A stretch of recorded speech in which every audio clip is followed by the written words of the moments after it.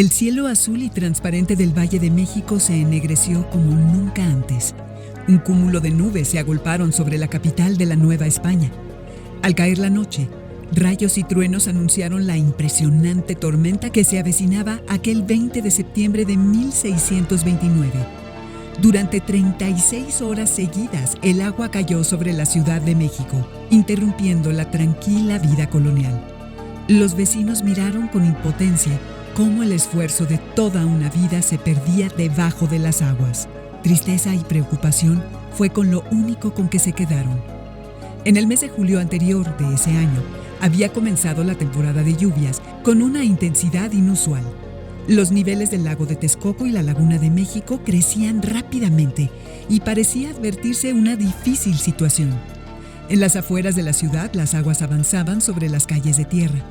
Septiembre trajo consigo el momento más crítico de la temporada y la capital novohispana quedó completamente inundada. Solo una pequeña parte de Tlatelolco y otra de la Plaza Mayor quedaron a salvo de las aguas. La pequeña isla que se formaba donde se erigía el Palacio Virreinal y la Catedral se le conoció como la Isla de los Perros, por la gran cantidad de canes que allí se resguardaron para su salvación. El anegamiento fue tan prolongado que las autoridades consideraron cambiar la ciudad a otro sitio más seguro. La inundación de ese año fue la peor de que se tenga memoria en toda la historia de la Ciudad de México. Cobró 30,000 víctimas entre los indios, desalojó a cerca de 20,000 familias españolas y la lluvia colmó el espacio urbano durante 5 años. Cuando las aguas regresaron a sus límites naturales, la capital de Nueva España solo contaba con 400 familias. Esta crónica, que aparece en blogdelagua.com, da cuenta de los graves problemas que puede ocasionar una inundación. ¿Qué es una inundación? Es un evento que, debido a la precipitación, oleaje, marea de tormenta o la falta de alguna obra de infraestructura hidráulica, provoca un incremento de la superficie libre del agua en los ríos, lagos, lagunas o en el mar mismo, generando invasión o penetración del agua en sitios donde usualmente no la hay. Las inundaciones pueden llegar a ser consideradas desastres naturales y ocasionar costos humanos y materiales sumamente elevados. ¿Por qué se producen las inundaciones? Este tipo de fenómeno natural es provocado principalmente por el desborde de un río o lago a causa de lluvias, tormentas tropicales, huracanes y muchas veces el desastre ocasionado está relacionado con la mano del hombre, que al deforestar y ubicar sus viviendas en zonas bajas y cercanas a los ríos o en lugares de inundación ya conocidos, se arriesga a sufrir este problema. También la ruptura de presas o diques y los tsunamis provocan inundaciones. Varias de estas situaciones estuvieron presentes en la inundación de la capital de la Nueva España de 1629. Una torrencial lluvia y la ausencia de un dique, el prehispánico que existía, fue destruido por los colonizadores, provocaron el desborde de un lago sobre un asentamiento humano, ubicado en un lugar de inundación ya conocido. ¿Cómo ves? ¿Verdad que es muy importante la prevención? Buen día, jóvenes en TV, ¿cómo les va? Yo soy Margot Cortázar y les doy la bienvenida a este programa de conciencia histórica llamado Las Inundaciones, una responsabilidad de todas y todos, donde comprenderás cómo, a pesar de la tecnología y del gran desarrollo científico de nuestros días, la humanidad es aún muy vulnerable a sufrir al enfrentarse con la fuerza de la naturaleza. Las inundaciones en el mundo y en nuestro país representan un claro ejemplo de nuestra vulnerabilidad. Ante lo cual surgen estos cuestionamientos. ¿Qué hacer desde el gobierno, pero también desde la sociedad civil para enfrentar a este fenómeno natural? ¿Cómo ha sido en el pasado? ¿Qué ha cambiado? ¿Qué se hace diferente? ¿Qué permanece igual? Vamos ya, como el pasado no ha pasado, por el bien de todas y todos, vamos a tratar de responder estas preguntas a través de cómo nos comportamos ante el fenómeno de las inundaciones. Las inundaciones son un fenómeno natural que ha acompañado a la humanidad y marcado su historia. De hecho, su presencia forma parte del mito fundacional de varias civilizaciones del mundo. La versión más antigua de una alegoría o historia sobre un diluvio universal aparece en un poema escrito en Mesopotamia, aproximadamente en el año 2100 a.C. En el poema de Gilgamesh se narra que la tierra fue asolada por una tempestad que duró 6 días y 6 noches, hasta que en el séptimo todo se calmó. Gracias a una orden divina, solo salvó la vida de Utnapishtim, personaje que navegó junto a su esposa en el barco que construyó del material que estaba hecha su casa. Y como seguramente bien conoces tú, en la tradición judeo-cristiana se narra en el Génesis el diluvio que cayó durante 40 días y 40 noches para castigar al hombre, en donde solo Noé, que construyó un arca, salvó a su familia y a 2 animales de cada especie de morir ahogados. Según la cosmogonía náhuatl, actualmente estamos en la era del quinto sol. Pues bien, según aquellos sabios que hace muchos siglos fueron dando forma al mito de cómo se creó el hombre, dejaron dicho que en la anterior era, la del cuarto sol, todo terminó por un gran diluvio. En el mito de La historia de los mexicanos, refiere que así sucedió. Como está dicho, llovió tanta agua y en tanta abundancia que se cayeron los cielos y las aguas llevaron todos los maceguales que iban, y de ellos se hicieron todos los géneros de pescados que hay. Se dejó dicho que la inundación duró 52 años. Hace unos 20,000 años, en lo que ahora se conoce como Washington y Oregon, se presentó una de las más grandes inundaciones de la que se tenga conocimiento. Se cree que fue causada cuando un glaciar enorme cayó en el río Clark Fork, bloqueando el flujo de agua y creando un gran lago glaciar, llamado Lago Missoula. Cuando esta enorme represa de hielo por fin falló, inundó todo el valle de Willamette, incluyendo gran parte de Oregon y Washington, con una rapidez de 17 millones de metros cúbicos de agua por segundo. La enorme fuerza del agua destruyó todo lo que se encontró a su paso. Y aunque en ese tiempo no se encontraban civilizaciones humanas que destruir, en la actualidad se encuentran grandes rocas en altas colinas subidas ahí por el agua, siendo estas una señal que los científicos buscan para estudiar inundaciones antiguas. La gran inundación del río Mississippi de 1927 se recuerda como la inundación más destructiva en la historia de los Estados Unidos, al haber movido 65,000 metros cúbicos de agua cada segundo.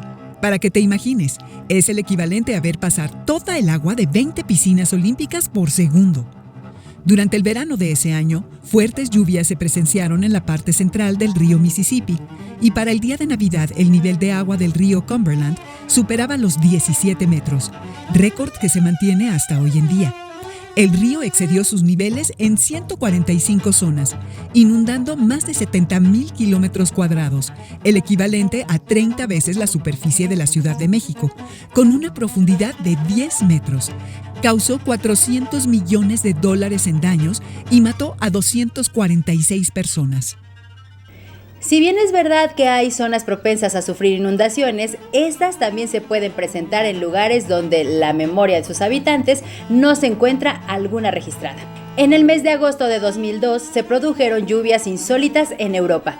Ahora sí que como si se tratase del diluvio descrito en el poema de Gilgamesh, llovió sin parar durante más de una semana. La intensidad y cantidad de lluvia que cayó fue algo no visto antes. Alemania, Polonia, Hungría, Rusia, República Checa, Rumania, Croacia, España, Italia y Austria son los países que se vieron afectados. Eso sí, algunos más que otros. Para que te imagines la magnitud del problema, en República Checa fueron evacuadas más de 50,000 personas. El gobierno declaró el estado de emergencia. Miles de bomberos, soldados y policías fueron insuficientes para atender a la enorme cantidad de víctimas que se iban generando a causa de las inundaciones. En Austria fueron afectadas más de 14,000 hectáreas de tierras cultivables, 7,000 hectáreas de pastizales y 1,000 hectáreas de terrenos ya sembrados con frutas y hortalizas. Las consecuencias fueron devastadoras, porque la cantidad de alimentos resultó insuficiente para los meses siguientes. Alemania fue uno de los países más afectados. Se dice que los 2 años que duró su reconstrucción habían sido destruidos en solo una noche. El río Elba alcanzó casi los 10 metros y más de 30,000 personas tuvieron que ser evacuadas de la ciudad de Dresde. La mañana del jueves 8 de septiembre del año 2005 sucedió algo inaudito en la historia de los Estados Unidos. Un numeroso convoy del ejército mexicano avanzaba por una de las freeways que conducen de la frontera mexicana a la ciudad de San Antonio, Texas. A su vez, por otro punto, el buque Papaloapan de la Armada de México ingresaba al puerto de Biloxi, Mississippi, en Estados Unidos. Los norteamericanos, que descubrieron al ejército mexicano avanzando con libertad por su territorio, se quedaron sorprendidos. Desde que Francisco Villa entró con su tropa a Nuevo México para atacar la comunidad de Columbus, esto jamás había pasado en la historia de los Estados Unidos. ¿Qué es lo que hacían allí? ¿A dónde iban? El ejército mexicano estaba compuesto principalmente por médicos, enfermeras, dentistas y cocineros, que junto con más de 250 toneladas de comida, agua embotellada y provisiones, se dirigían a brindar asistencia médica y alimentaria a las y los damnificados de la ciudad de Nueva Orleans, que huyeron de sus hogares por la inundación provocada por el huracán Katrina. Aproximadamente el 80% de esta ciudad quedó anegada. Se calcula que las pérdidas materiales ascendieron a los 108,000 millones de dólares, cifra que coloca a este huracán como el que más daños económicos ha producido en la historia de Estados Unidos. En lo que va de este siglo, han sido muchos los países que han sufrido de graves inundaciones: Haití, Pakistán, Turquía, Filipinas, España y también México. Escríbenos a nuestras redes sociales y cuéntanos si alguna inundación ha afectado a tu comunidad, pueblo o colonia, y cómo fue la ayuda que recibieron. El Valle de México era como un vaso. Recibía el agua que cae de las montañas y a su vez retenía el agua pluvial. Esta era su naturaleza. Desde la llegada de los españoles, esta agua ha sido tratada como enemigo, y la mano del hombre se ha encargado de modificar su cauce, con la intención de poder vivir ahí. Aunque algunas veces no lo logró. Para 1856, la capital de México volvió a sufrir por las lluvias intensas en algunas zonas. Las inundaciones llegaron a los 3 metros. Para enfrentar el problema ese año, a través de una convocatoria, el ingeniero Francisco de Garay propuso construir un canal que canalizara a su paso las aguas de los ríos y lagos de la Ciudad de México. El proyecto buscaba un aprovechamiento integral del agua del valle que, sin desecarlo totalmente, lograra un equilibrio que favoreciera la economía y la vida cotidiana. El tiempo transcurrió y los conflictos políticos impidieron que se iniciaran las obras. Fue durante el gobierno de Porfirio Díaz cuando se construyó un verdadero desagüe para la Ciudad de México. La obra se basó en el proyecto de Francisco de Garay, aunque simplificado. Se construyó el Gran Canal, que permitiría gobernar las aguas del Valle de México, es decir, imponer la voluntad humana sobre la naturaleza. Después de 14 largos años de obras, el Gran Canal de Desagüe y el primer túnel de Tequisquiac por fin se inauguraron en mayo de 1900. La construcción de más de 47 kilómetros del canal y 10 kilómetros del túnel demostraron la capacidad de México para insertarse en el mundo moderno. Pero como puedes suponer, las lluvias y las inundaciones son impredecibles. ¿Quieres saber lo que sucedió cuando este canal fue tapado? ¿Habías escuchado hablar de la inundación que cubrió gran parte de la Ciudad de México en 1951? Es una historia poco conocida en nuestros días, pero por las lecciones que dejó, que no deberíamos olvidar, te invito a recordarla. Una fuerte lluvia sorprendió a los capitalinos el domingo 15 de julio de ese año. Al principio, las aguas pluviales que caían sobre el Valle de México se iban sin dificultad por el alcantarillado. El fuerte aguacero que continuó en las siguientes horas provocó que el río Consulado rebasara su nivel e inundara la zona de Tlatilco. En otro punto de la ciudad, el río San Joaquín desbordaba sus aguas sobre el Sanatorio Español. Durante el día, las autoridades se alarmaron cuando descubrieron que los metros cúbicos de agua que caían del cielo no se iban de la ciudad por el Gran Canal de Desagüe, construido en la época porfirista. El ayuntamiento recibió una llamada con una noticia terrible. El túnel de Tequisquiac, encargado de llevar las aguas del Gran Canal hacia el estado de Hidalgo, no recibía agua. Se presagió que la inundación en el Valle de México sería mayor que cualquier otra vista en el siglo XX.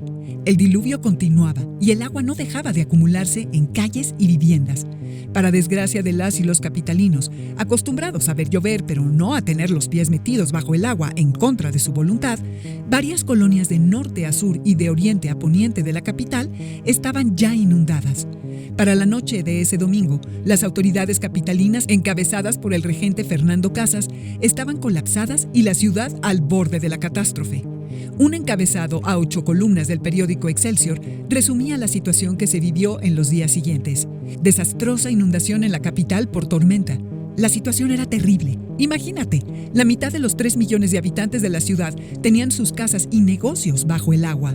Días después se descubrió que gruesos tapones de grasa fueron los causantes de que el agua no fluyera por el drenaje. Estos tapones eran tan duros que se requirieron de taladros neumáticos para romperlos y recuperar los drenajes. Se culpó a la refinería de Azcapotzalco y a la estación de trenes de Buenavista de haberlos generado a través de sus desechos. Como ves, esta inundación dejó varias lecciones. Una de ellas, la de ser más responsables de los desechos que arrojamos al drenaje, porque pueden provocar graves problemas a la sociedad. Actualmente, la Ciudad de México cuenta con el Túnel Emisor Oriente, proyecto hidráulico del sistema de drenaje profundo que, después de 10 años de construcción, se inauguró en diciembre del 2019. La obra abarca 62 kilómetros de longitud y permite evitar las inundaciones en la zona metropolitana del Valle de México, así como facilitar el mantenimiento de su sistema de drenaje. Desde finales del siglo pasado, científicos, investigadores y organismos internacionales han señalado con insistencia que en el futuro las inundaciones producidas por los efectos del cambio climático van a ser cada vez más devastadoras en perjuicio de millones de personas en nuestro planeta. ¿Qué tanto has oído hablar del cambio climático? Seguramente que mucho, pero ¿sabes qué significa? La Comisión Económica para América Latina y el Caribe de las Naciones Unidas, CEPAL, denomina cambio climático a la variación global del clima de la Tierra debido, principalmente, a la acción humana, que se traduce en quema de combustibles fósiles, pérdida de bosques y otras actividades producidas en el ámbito industrial, agrícola y transporte, entre otros, como consecuencia de una retención del calor del sol en la atmósfera. ¿Sabías tú que México puede ser uno de los países más afectados por el cambio climático? Varios estudios señalan a nuestro país entre los más vulnerables ante los efectos del cambio climático. ¿Por qué? Por sus características geográficas: latitud, relieve, clima, hidrografía, extensión, población y ubicación entre 2 océanos. México es un lugar propicio para presenciar en su territorio diversos fenómenos naturales, que van desde precipitaciones intensas, tormentas tropicales, hasta huracanes. Pero si observas con atención, la magnitud y frecuencia de estos fenómenos naturales en lo que va de este siglo, pareciera que ese futuro que anunciaron los expertos ya llegó a México. La lista de inundaciones en nuestro país es amplia. En la primera década de este siglo, el huracán Juliet ocasionó lluvias tropicales en Sonora.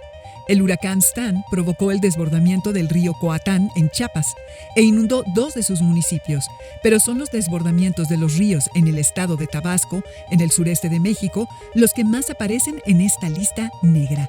No queremos ser amarillistas, pero el estado de Tabasco se está convirtiendo en sinónimo de inundación. Juzga tú los siguientes datos. Un informe elaborado por la CEPAL y el Centro Nacional de Prevención de Desastres, CENAPRED, señala que la inundación que sufrió Tabasco en el año 2007 no tuvo precedentes en la historia del estado, rompiendo todos los récords: desbordamiento de ríos, acumulación y duración del agua en las comunidades inundadas y la afectación a comunidades circunvecinas. En el momento más crítico, el 62% de Tabasco estaba cubierto por agua. Hubo casi 1,5 millones de damnificados, 570,000 hectáreas agrícolas siniestradas y 123,000 viviendas con afectaciones. Todos estos daños y pérdidas sumaron la enorme cantidad de 31,800 millones de pesos. Pero, ¿cuáles son las causas que provocan que el estado de Tabasco sufra de grandes inundaciones? Estudios de Greenpeace en la zona del sureste de México sostienen que la alta vulnerabilidad que enfrenta Tabasco se debe a los siguientes factores: deforestación y el deterioro constante de los ecosistemas naturales, Agresivos planes agropecuarios que han modificado drásticamente el régimen hidrológico, como cortes, bloqueos y modificaciones de las trazas originales de los ríos. La tasa promedio de precipitación pluvial en Tabasco es la más alta del país y el aumento en la frecuencia de fenómenos vinculados con el cambio climático. Para que te imagines cómo se ha deforestado la selva de Tabasco, te damos los siguientes datos. En 1940, la selva tropical cubría el 49% de su superficie. Sin embargo, la utopía de convertir a este estado en un emporio agrícola y ganadero redujo la superficie selvática hasta el 4%. Como puedes imaginar, ya queda poca selva y aún se sigue deforestando. Estas acciones humanas en el pasado tienen sus consecuencias actualmente. A partir del año 2007, Tabasco ha sido noticia por otras 5 grandes inundaciones. La última en noviembre del año pasado, que dejó casi 30 muertos y más de 300,000 damnificados. ¿Qué opinas? ¿Crees tú que estas inundaciones son causadas por los efectos del cambio climático? Contáctanos en nuestras redes sociales y coméntanos si en tu comunidad o colonia llueve más que antes o incluso se ha dejado de llover. Por cierto, ante este panorama meteorológico, ¿sabes qué hace el gobierno? El gobierno federal ha desarrollado una serie de acciones a emprender antes, durante y después de una inundación. ¿Cómo fue que desarrolló una parte importante de ellas? Un grupo de especialistas de la Comisión Nacional del Agua, con el propósito de que las inundaciones provoquen los menores daños posibles a la población, elaboró un documento denominado el Manual para el Control de Inundaciones, que pretende ser una herramienta esencial para el personal de los 3 órganos de gobierno federal, estatal y municipal, encargados de elaborar la información sobre el origen, evolución y consecuencias de los fenómenos naturales. También busca dar a conocer todo el personal responsable de los programas de apoyo a la población, como las brigadas de protección civil, direcciones estatales y municipales de protección civil, Ejército, Armada de México, etc. Los elementos disponibles para la toma de decisiones oportuna que pueda salvar vidas humanas. El manual está organizado en 4 capítulos. En el último de ellos destaca el programa de convivencia con las inundaciones, que pretende enseñar a las personas a convivir con la naturaleza, en especial en las zonas inundables, en lugar de tratar de modificar la misma con soluciones complejas y costosas. Este es un paso muy importante. Para entender su relevancia, basta con observar la costosa y triste modificación que ha sufrido el Valle de México desde la época de la colonia, para conseguir que no se inundara. Su hermoso paisaje de 1,100 kilómetros cuadrados de lagos fue sustituido por el asfalto. ¿No te parece terrible? Existen otros organismos o programas del Gobierno de México que proveen de información a la población para prevenirla de inundaciones o brindarle ayuda en caso de haber ocurrido el evento. Protección Civil Estatal y Municipal, el Gobierno Federal a través de la Secretaría de la Defensa Nacional, SEDENA, la Secretaría de Bienestar, el Fondo para Desastres Naturales, FONDEN, y el Sistema Federal y Estatal Desarrollo Integral de la Familia, DIF. A pesar de la presencia de estos organismos, ¿sabías que aproximadamente la mitad de la población desconoce un plan de prevención en caso de inundaciones? ¿Tú lo conoces? ¿Sabes tú qué hacer y cómo estar preparado frente a las inundaciones? Coordinación Nacional de Protección Civil México da las siguientes recomendaciones. Localiza los lugares altos y las rutas por donde puedas llegar a los refugios temporales. Infórmate a través de los medios de comunicación de los avisos y o pronósticos de lluvias. Obedece las recomendaciones de las unidades de protección civil. No invadas las zonas cercanas a los ríos. Evita cruzar puentes cuando el nivel del río lo alcance. Si habitas en cañadas o laderas muy inclinadas, evita acercarte al río, ya que este puede arrastrar piedras, lodo, troncos de árboles y otros escombros. Practica con tiempo una evacuación pronta hacia la zona más segura, alta y cercana. Se me pone la piel chinita con el tema del cambio climático. ¿Qué hacer desde el gobierno, pero también desde la sociedad civil para enfrentar a este fenómeno natural, para evitar que se sigan deforestando nuestros bosques y selvas, para evitar que se sigan quemando combustibles fósiles? Todo esto es un gran reto. Hay muchos intereses económicos y políticos en juego. Pareciera que en México y en el mundo nadie quiere cambiar. Pero todo indica que la naturaleza nos habla.